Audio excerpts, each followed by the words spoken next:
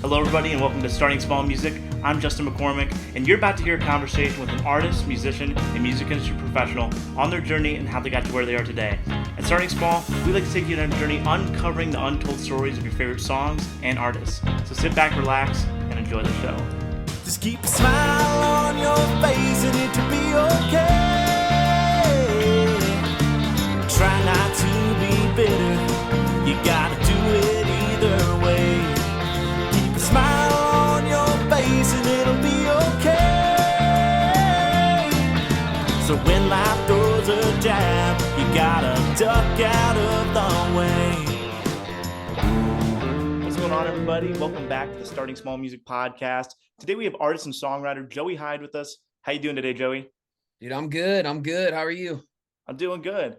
So it was cool doing the research for this podcast because our hometowns are pretty close to each other. I see you grew up in Grand Rapids. I grew up in South Bend, Indiana. So me and my family would drive up to Grand Rapids all the time. What was it like growing up in Grand Rapids? I loved it, man. I was in the suburbs just south of the city. My high school had a really big fine arts department. So just grew up with a lot of opportunities to play and learn and get out and play music. For sure. Did you grow up in a musical family at all, or? No, my family sucks at music, but they love it. So especially my dad, he, just had a giant record collection, big rock and roll ex-metal head dude. So when I decided I wanted to try to play, it really fired him up because he always wanted to, he just never could when he was younger. So it really excited him that I wanted to jump into it. That's awesome. Who are some of the first artists or albums you remember consuming that kind of made you feel an attachment to music?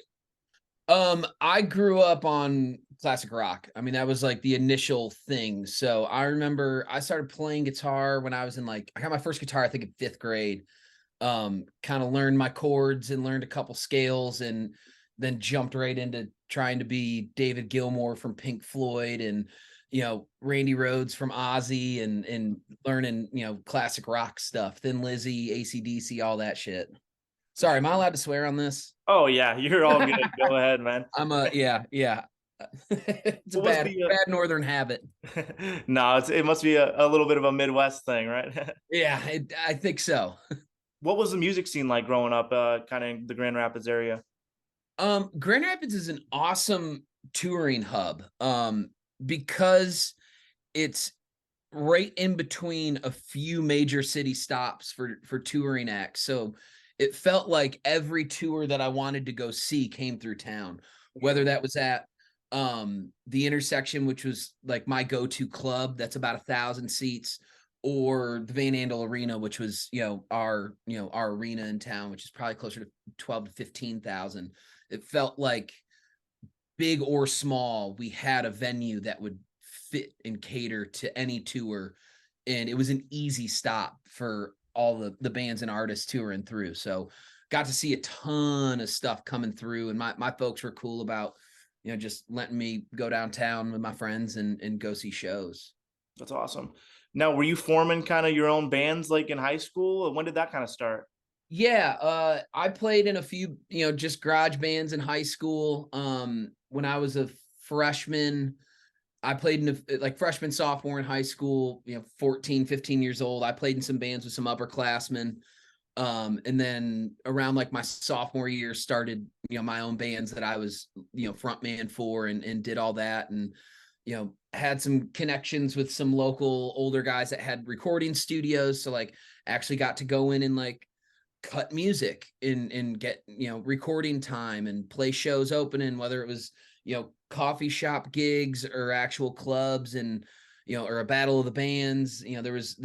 I felt like there was always an opportunity to play, which was cool. And that was the garage band side of it, but also like I said, my school's fine arts department was huge. So I was like king of the band nerds kind of thing, marching band and wind ensemble and symphonic orchestra. I did choir, I did some musicals, jazz band. I mean, you name it. I was just trying to find a place to play.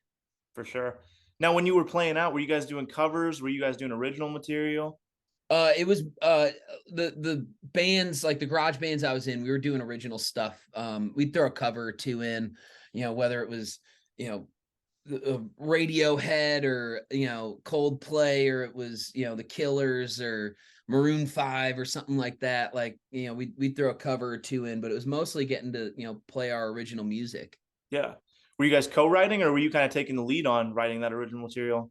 The first couple bands I was in when I was younger, I wasn't writing. I was mainly just like figuring out guitar parts for the stuff that our singer would write. I had an older guy that I went to school with. He was a couple years older than me, named Corey, and he was kind of my first like big brother influence with bands, and got me into some really cool music that I wouldn't have listened to or found. And he was a great songwriter. So it was me kind of after he would write the song, I would jump in and kind of help figure out parts and stuff like that. And then as I got older and started fronting my own bands, I became kind of the primary songwriter, but still collaborating within the band and the rest of the guys, and working everything up together. For sure. Now, what's going on in your mind, like senior year of high school? What do you think the next step is? Are you going to go to college because your parents want you to go, or are you going to go because that's the step you want to take? Or just going into music fully? It was kind of a mix of both. So my parents moved from Michigan to Kentucky right before my senior year of high school. And they were really, really cool, and gave me the option of, hey, do you want to move to Kentucky with us, or do you want to stay in Michigan and finish out high school? I think they really understood, as tough as it was being away from my folks, because we're super close. They understood that all of my opportunities were wrapped in my community, whether it was my school, my church, whatever. Yeah. All of my resume and opportunities were through, West Michigan, and just picking up and starting over at a new school, because I did some unconventional things in high school that allowed me to play music. I think they knew that it would have blown some opportunities. And I just had a good thing going up there. So they let me finish out high school. I lived with some friends, and then just kind of couch surfed a little bit, so that I could kind of keep building the resume. And then from there, they moved to Lexington, Kentucky. And I knew I was going to go. I was kind of looking at using college as the conduit to be in a city where I could make music. So it was kind of just the reason for me to move somewhere cool to learn how to make music professionally. So coming out of high school, I was looking at like Chicago. I was looking at Chicago a lot. I really wanted to go to DePaul, because I was a jazz guy. So I didn't love jazz, but I was good at it, and I knew there were opportunities through it. So I was looking at going to DePaul to play jazz in school, but so I could be in a cool city and make music. But when my folks moved south to Lexington, they started hearing a lot from people about this school in Nashville called Belmont, which is kind of right on the mouth of Music Row. And so I ended up applying to Belmont, and I got in. And then I had another school in Michigan, called Western Michigan in Kalamazoo, that I had great relationships with all the professors in the whole program, just because I was close in proximity and they knew who I was. So they were kind of offering me scholarships and money to go there to play jazz. And then DePaul was my first choice that I wanted to do. And it was kind of a weird fluke that I ended up in Nashville, because I auditioned at DePaul, and there were 2 rounds to get through to get accepted to the school. I made it through the first round, got the acceptance letter. We'll let you know if you make it through the next round. And I never got an acceptance or denial letter from DePaul. So to this day, I have no idea if I made it or not, but it was getting close to like, I gotta make a choice. Yeah. So I can't rely on that. And I'd gotten into Belmont, and I had gotten into Western Michigan, up in Kalamazoo, Michigan. And I knew that I needed to be somewhere where music was being made professionally. And as great as Western's program was, and as great as the professors were to me, I knew that Kalamazoo was just not the scene for me to learn to be a professional musician. Right. So ended up getting into Belmont and moved to Nashville, and it made sense because my folks were closer um, and all that. But ended up in Nashville, and when I ended up here, like I went to Belmont blind in terms like I didn't know anyone. I just kind of came in, you know, with nothing, and quickly realized like, oh shit, like this is the place, and quickly uh got opportunities to play in the cover band scene down on Lower Broadway and the honky tonks, and I was doing that by the time I was 18, and kind of realized pretty fast like, oh, there's jobs here. I didn't know that there like professional songwriting was a thing. I truly didn't know that there were staff songwriters that all they did was write songs for the artists that you hear on radio and in that thing. So I didn't even know that was an opportunity. I just thought everybody joined a band. So I moved to town and joined a band and joined a cover band and started just playing as much as I could. And then eventually through being in the city, learned about the songwriting thing and had some buddies that were jumping into that and taking it really seriously and were really, really good. And I, from a distance, I really enjoyed watching what they were doing. So it kind of, started working up that muscle a little bit so that I could start songwriting and ended up writing with those guys and built our crew and, eventually got to, kind of where we are today and still growing, still learning and all that. But yeah, leaving Michigan was a big deal. As much, I mean, I still go back all the time. I love it. And I owe Grand Rapids and, my church community, my band directors, the people I grew up with, I owe them everything. But moving to a city where professional music is being made, played, created daily at the highest level, that was the most important thing to me. For sure. Now, your freshman year at Belmont, you lucked out. Your roommate had a pretty famous dad in the music industry. Shit, What was that like? you did do your recon on this. Oh, of course. My man. All right. Yeah, so right away freshman year, my roommate, this guy named Jeremy Brown, and he grew up here in Nashville, and his dad is a session keyboard player, road player, wrote 5 O'Clock Somewhere for Alan Jackson, big songwriter. A guy named Jim Brown, everybody calls him Moose in town. And that gave me a huge opportunity, when I first moved to town, that like, Moose would call Jeremy and be like, yo, I'm at studio, blah, blah, blah. You want to come by? And me and Jeremy would just be in the dorm room hanging, and you want to come visit with my dad? And I'd walk in and there's Moose and Tom Bukovac and Shannon Forrest and like some of the top session guys in town. And, I got to be a fly on the wall and watch them, do the thing, like make records, and see what it really takes to do that. And it was a really, really fortunate crash course that I got, to be able to see that level, like the top level of music making in the city at such a young age, to kind of know what I'm up against and what the bar is and what I need to be aiming for, the skills I needed to have, the mindset and attitude and work ethic that I needed to have to someday try to be at that level in some capacity. Yeah. Though it may have been intimidating, do you think it also was pretty motivating for you to see like, dang, people are doing it at the highest level, and it's there if you just work and kind of emulate what they were doing? Yeah, no, incredibly motivating. And I think the one of the biggest motivators, at least for me, is fear of failure. Mm-hmm. And in at least it like Belmont, like coming in freshman year, it's everyone is the big fish from their small pond. Everyone, like I was the best musician in my small community coming out of high school, like period, end of discussion. I felt like I was the guy in a lot of ways. And everyone else that I was around at 18, 19 years old at school was the same thing. And our first little intro into what we were up against would be like seeing ensemble auditions at Belmont and watching the upperclassmen who were 22 that had 4 years of this Nashville, Belmont experience. And we all, like all of us freshmen, just kind of looked around like, oh, we're fucked. Like those guys are good. Like I cannot do what they can do skill wise. speed wise. Their gear was amazing. My gear sucked. Like it was really, really like eye-opening and scary. Mhm. And then you jump into the studio where it's like, oh, this is like leagues above what I thought was scary. Now I'm shitting bricks. I'm terrified. Like, am I ever going to get that good?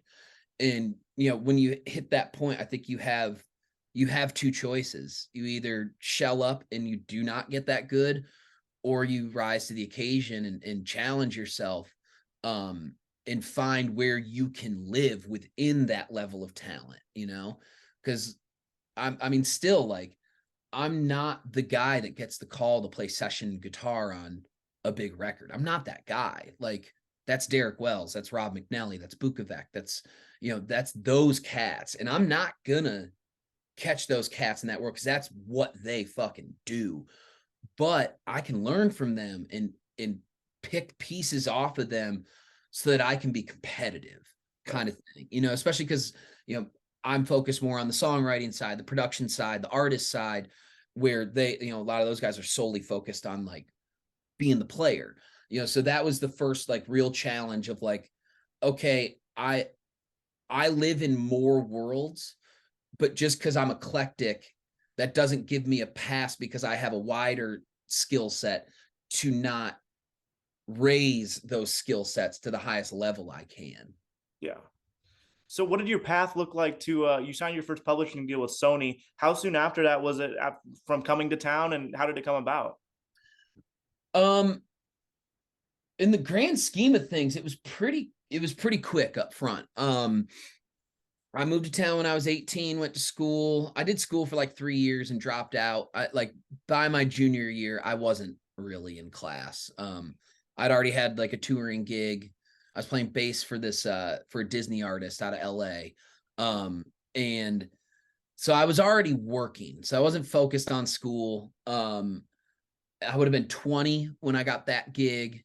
And from that gig, I would, whatever kind of pocket change I had left from the paychecks, I would put that right back into demoing whatever songs I'd been writing. Um, and I remember I signed up with BMI, my performing rights organization, when I was around 20. My good friend Steve Mokler, who is an outstanding songwriter artist, like he moved to town at 18, and we all kind of looked at him and went, "Oh fuck, like got to compete with this dude." And he's my age. Like he was so much better than us.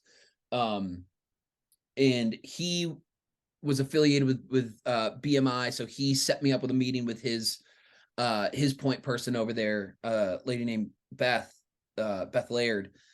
And I remember meeting with Beth and showing her just like a few demos, and she basically told me like, like these aren't very good, but there's something like there's something here. So just keep writing, keep demoing the songs, keep recording, like keep working, and bring me back more stuff later. Like there's something here. It just sucks right now. It's not very good. It's not competitive. So then when I was around 20, I would have been 22. I just decided to record an EP, with some of that gig money that I had left over, and went back to Beth and told her like, "Hey, I made this EP," and she kind of was like, "Oh, you did what? Like that's not what I told you to do. Like why? Like you spent money on this?" I could kind of tell from her tone. She's like, "Ah, shit. Like, all right, let's hear it." And it ended up being something that she liked, and the songs were better. There was a little more to sink your teeth into, and I had some co-writers on the project that were signed hit songwriters, which was helpful and cool. And from that project, Beth started setting me up with meetings with publishers on Music Row. Probably took a dozen meetings with different publishers and ended up at Sony. I think I signed there when I was 22 or 23. So about 4 to 5 years, of gigging and working and writing and learning and cutting my teeth and that kind of thing until I signed my first pub deal. So in the grand scheme of things, it happened pretty fast. It doesn't feel fast when you're in it, but looking back, it was quick. But yeah, so that was getting up to the first pub deal. So you go on to have a major smash with Jake Owen, Made for You. What do you remember about the day you guys wrote that one, and what went into writing that song? So it's funny, like, because that's I'm trying to think when we wrote that. Maybe 2018 or 19. Like, it's a little bit of an older song now, but it was 10 years after I, had like really started trying to figure out the writing thing that we wrote this song.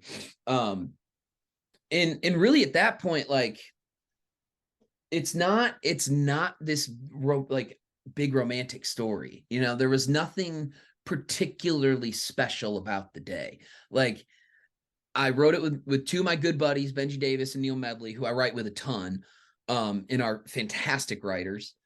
And it was just another day where someone had an idea and, everything lined up and we nailed it. Like I'd written 1,000 songs up to that point to get that one. Like, truly, it's just, it's like to me, the story is more about like putting your head down and writing a bunch of shitty songs that no one cares about and no one will ever hear, so that when the right idea picks your room, you're ready to jump on it and you can do your job effectively. Because, like, I felt like all three of us were on that day and kind of heeded the call from the universe. Not to get like hippy dippy, I swear I'm not that dude, but like, I think to some extent ideas pick you, and that idea came and we served it well. We really, put our feet in the sand and stood our ground and worked hard to get those lines right. And then from there, it just takes a bunch of luck. Like, we got lucky that, Jake heard it. We got lucky that Jake was in a particular mood that day and felt accepting of a song like that. And then, we got lucky that his label liked it, and got lucky that the producer liked it. We got lucky that it got cut to the fucking wall. The band played the shit out of it. Like, and then we got lucky that fans liked it. And then we got lucky that, radio liked it, and it stayed a lot because it was out for two years, maybe more, before it got singled. So it's like, you got to have a lot of lucky things happen, to get a hit. Like, it's hard. So really, like, the day was great because I was hanging out with my buddies, and we knew we wrote something really, really cool. But that happens all the time, and those songs don't see the light of day. So I think it's more about the grind leading up to it and all those lucky bounces you get after you write it to get it to that number one spot. For sure. Another one of my favorites that's always I'm always jamming on my playlist of yours is All I Can Think About Lately. CJ Solar, huge writer in Nashville. What do you remember about the day in the writing room with that one? Again, I mean, it's the same drill, man. Like, me, CJ, and Aaron got in the room, and CJ had the idea. It was definitely his brainchild, and me and Aaron just kind of knew, like, oh, that's a really interesting hook, and CJ's got such a cool flavor to what he does. And for me and Aaron, that day was more about like, how do we best serve CJ's vision on this song? And we wrote that a long time ago. That's an old song. Really? And, it, like, some people bit at it about cutting it, but it never worked. And it was, we didn't get the lucky bounces that, it made for you guys, or something else might have gotten.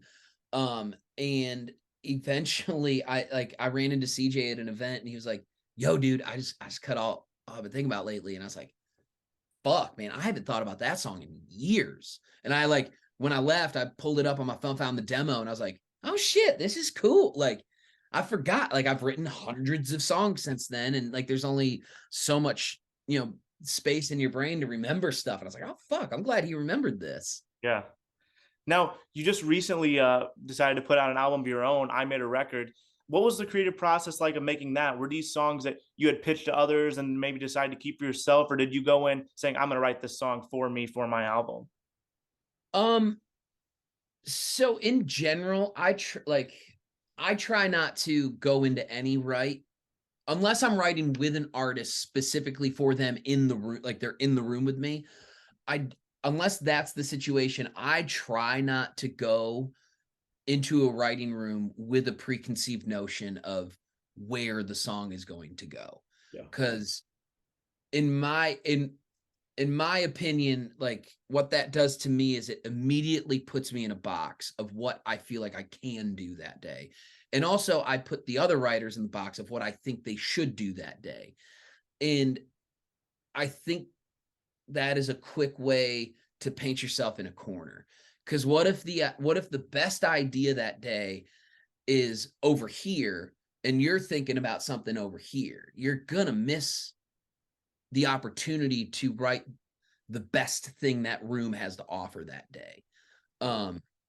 So in terms of the record, I didn't go into any of it with the preconceived notion of like, oh, today I'm with so and so and so and so, so I want to write something for me because I want to make a record. Most of those songs were written before I decided to go record the record. And it took a couple of those songs and demoing them and hashing them out, and then me playing them at writers rounds for me to go, man, I really like singing these. Like I feel more of an attachment to these songs than a lot of other songs. Maybe there's something there, and that's kind of the spark that started the journey into making the full record. But yeah, I try not to, like, I feel like I know pretty soon, like if I am doing a project for me, like when I'm in the right, like, okay, this could be for me, maybe 30 minutes, an hour in, like once you kind of get on an idea and get settled into a groove of where it's starting to shape up, I can kind of see like, this could be for me. And I might throw some lines in that feel more like my story than maybe like a pitchable story to another artist. But that's probably the extent that I go in terms of like thinking about where a song should go before it's finished. I got you. Now, I like to close my interview by asking, what's a piece of advice you've learned along your journey as a songwriter and an artist that you'd give to these aspiring writers and artists out there? Number one, you have to be somewhere where songs are being written and great music's being made. I think unless you're doing like your own band and you have your thing in your town, your city, and you have means to play out and all that, like that's a different scenario. But like if you want to be a professional, session musician, professional songwriter, something like that, like must be present to rule. Like you can't win the lottery if you can't claim your prize. You know what I mean? Like you got to be around the scene that you want to be in. Like if you want to be a part of the pop scene, like you got to go to LA, New York, like you got to be somewhere. If you want to be in the country scene, like I really feel like you just have to fucking be in Nashville. Like there's not much of an alternative, because one, this is where everything's happening business wise. This is where the bulk of the country music business is happening. If we're going to talk specifically about country, just because that's mostly what I do. But also like being around, kind of going back to what we were talking about earlier, like being around that high concentration of the most talented people in a field and actively collaborating with and competing with those people is what makes you your best, is what pulls the best that you can be out of you. So if you just live in an echo chamber of okay competition in music, it's almost impossible to be great, because you're not surrounded by greatness. Like I'm constantly reminded that a lot of my buddies are whooping my ass day in and day out, like writing better songs, doing cooler shit, getting on bigger records, producing, writing, playing on bigger records, getting more opportunities. And that is part of the fire that makes you want to win, to succeed. Part of it is, I'm obviously stoked for all my buddies, like when something great happens for them, but there's also a part of me that's like, I'm gonna beat you next time, motherfucker. Like that's my cut next time. Like, fuck you. And that's like, I think that's good. It's a healthy competition that drives you to just constantly try and beat what you did the day before. Hey guys, thanks for watching. I hope you guys enjoyed this episode. Make sure to subscribe and leave a comment, and check out my music on all streaming platforms at Justin McCormick. See you guys next time.